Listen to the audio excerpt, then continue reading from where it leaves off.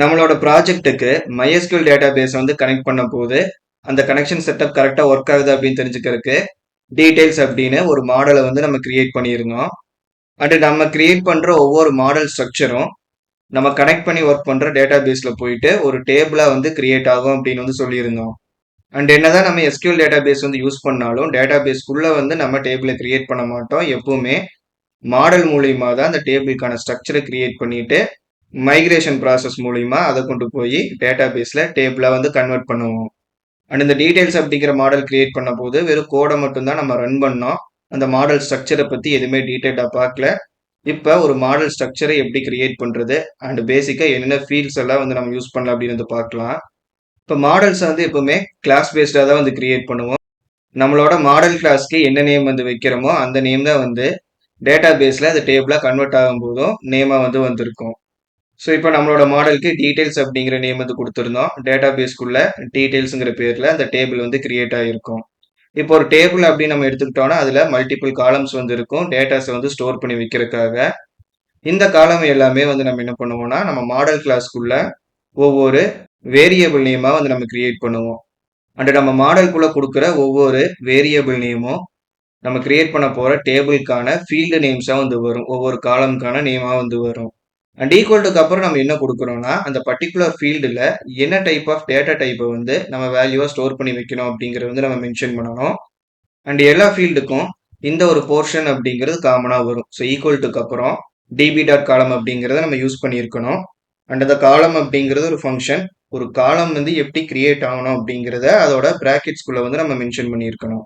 So கண்டிப்பாக நம்ம mention பண்ண வேண்டியது என்னன்னா அது என்ன டேட்டா டைப்பை வந்து வேல்யூவா அக்செப்ட் பண்ணிக்க போகுது அப்படிங்கிறத மென்ஷன் பண்ணணும். ஸோ இங்கே நம்ம கிரியேட் பண்ண இந்த டேபிளே பார்க்கும்போது ஐடி நேம் ஏஜ் அப்படின்னு 3 காலம்ஸ் வந்து இருக்கிற மாதிரி நம்ம செட் பண்ணியிருக்கோம். ஸோ இது ஆல்ரெடி வந்து நம்ம மைக்ரேஷன் பண்ணதுனால டேட்டா பேஸ்லையும் அந்த டேபிள் வந்து கிரியேட் ஆகிருக்கு. ஸோ இங்கே பார்க்கும்போது ஐடி நேம் ஏஜ்னு 3 காலம் வந்து இருக்கு. அண்ட் இந்த ஒவ்வொரு காலமையும் எப்படி நம்ம செட் பண்ணியிருக்கோம்னா ஐடி அப்படிங்கிறது நம்பர் வேல்யூஸை மட்டும் அக்செப்ட் பண்ணுற மாதிரி செட் பண்ணியிருக்கோம். நேம்ங்கிற ஃபீல்டு வந்து ஸ்ட்ரிங் வேல்யூ அக்செப்ட் பண்ணுற மாதிரி செட் பண்ணியிருக்கோம். அண்ட் ஏஜுங்கிற ஃபீல்டு வந்து நம்பர் வேல்யூஸை அக்செப்ட் பண்ணுற மாதிரி நம்ம செட் பண்ணியிருக்கோம். நம்மளோட லாஜிக் ஏற்ற மாதிரி நம்ம எத்தனை மாடல்ஸ் வேணாலும் கிரியேட் பண்ணிக்கலாம். அண்ட் ஒவ்வொரு மாடலுக்குள்ளேயும் எவ்வளவு ஃபீல்ட்ஸ் வேணாலும் கிரியேட் பண்ணிக்கலாம்.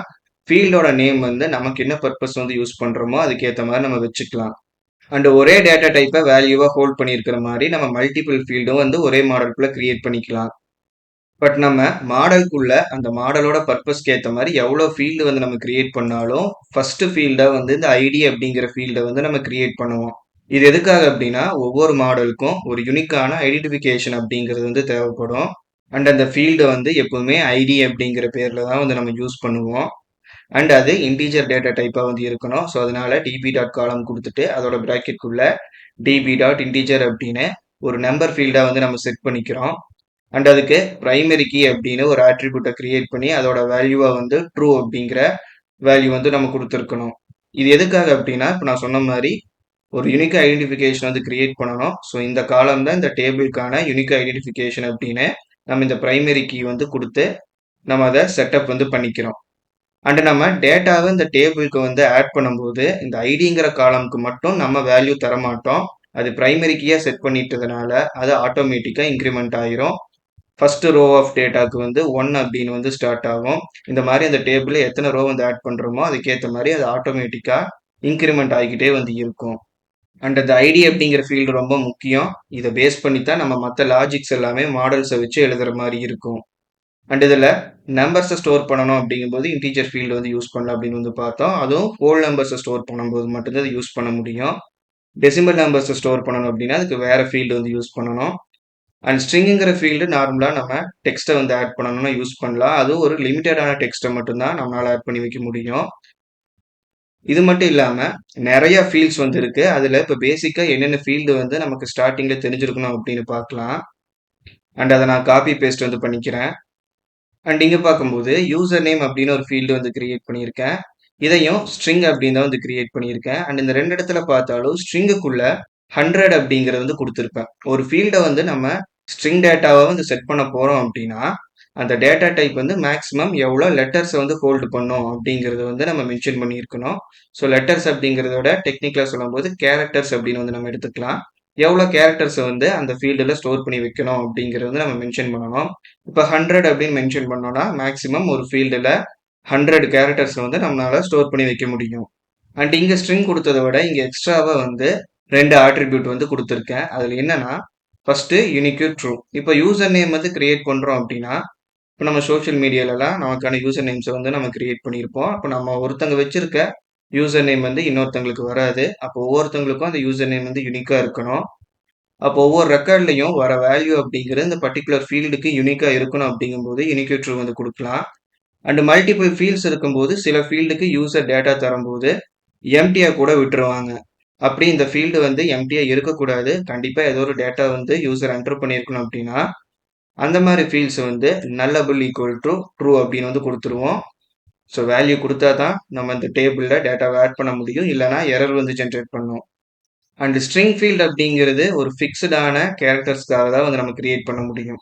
இது அன்லிமிட்டடாக இப்போ எவ்வளோ வேணாலும் யூசர் டைப் பண்ணலாங்கிற மாதிரி சுச்சுவேஷன் வருது அப்படிங்கும்போது டெக்ஸ்ட்டுங்கிற ஃபீல்டு தான் வந்து நம்ம யூஸ் பண்ணணும். இப்போ எக்ஸாம்பிளுக்கு இப்போ நம்ம எதாவது பற்றி டிஸ்கிரிப்ஷன் வந்து எழுத போகிறோம் அப்படின்னா அது லாங் டெக்ஸ்ட்டாக வந்து வரும். இப்போ கஸ்டமர் கிட்ட வந்து ஃபீட்பேக் வாங்குறோம் அப்படின்னா அதுவும் லாங் டெக்ஸ்ட்டாக வந்து வரும். ஸோ அப்போ அந்த இடத்துல எவ்வளோ கேரக்டர்ஸ் வந்து வரும் அப்படிங்கிறத நம்ம ஃபிக்ஸ் பண்ண முடியாது. ஸோ அந்த மாதிரி சுச்சுவேஷனுக்கு டெக்ஸ்ட் ஃபீல்டு வந்து யூஸ் பண்ணிக்கலாம். அண்ட் டேட்ஸை வந்து ஸ்டோர் பண்ணணும் அப்படிங்கும்போது டேட் அப்படிங்கிற ஃபீல்டு வந்து யூஸ் பண்ணணும்.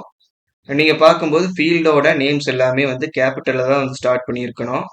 ஸ்மாலில் ஸ்டார்ட் பண்ணோம்னா ஒர்க் ஆகாது. அண்ட் எல்லா ஃபீல்டோட டேட்டா டைப்புமே டிபி டாட்ல இருந்தால் வந்து நம்ம எடுத்துருக்கணும். அண்ட் பூலியன் ஃபீல்ட்ஸ் வந்து ஆட் பண்ணணும் அப்படிங்கும்போது டிபி டாட் பூலியன் அப்படிங்கிற நேம் வந்து கால் பண்ணியிருக்கணும். அண்ட் இன்டிஜர் ஃபீல்டாக வந்து நம்ம ஒரு ஃபீல்டை வந்து செட் பண்ணோம் அப்படின்னா அதில் டெசிமல் இல்லாத நம்பர்ஸை மட்டும்தான் ஸ்டோர் பண்ணி வைக்க முடியும் அப்படின்னு வந்து சொல்லியிருந்தேன்.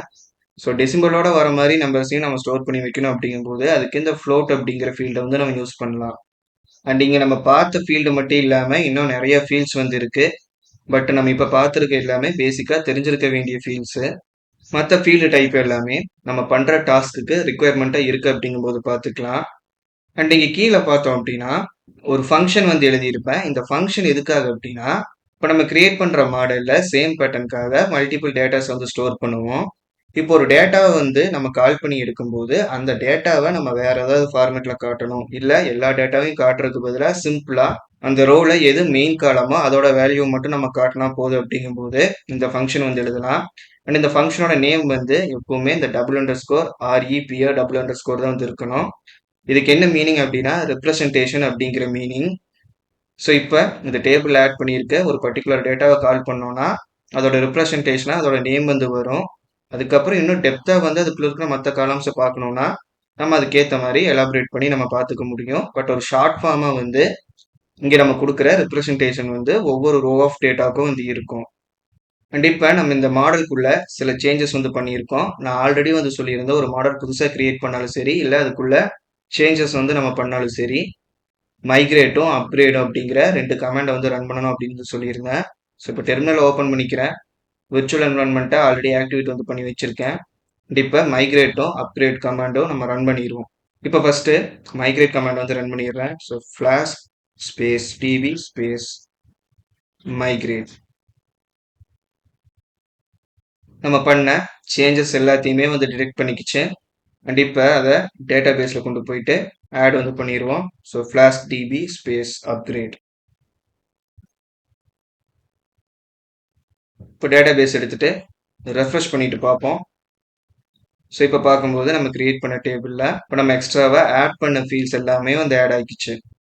அண்ட் அடுத்த டாபிக் பார்க்கும்போது இந்த மாடலுக்கு எப்படி டேட்டாவை கிரியேட் பண்ணி டேட்டா பேஸில் ஸ்டோர் பண்ணுறது, அண்ட் இந்த மாடல் மூலியமா எப்படி டேட்டா பேஸில் ஆல்ரெடி ஸ்டோர் பண்ணி வச்சிருக்கிற டேட்டாவை எடுக்கிறது அண்ட் அதை எப்படி அப்டேட் பண்ணுறது டெலீட் பண்ணுறது அப்படிங்கிறத பற்றி பார்க்கலாம்.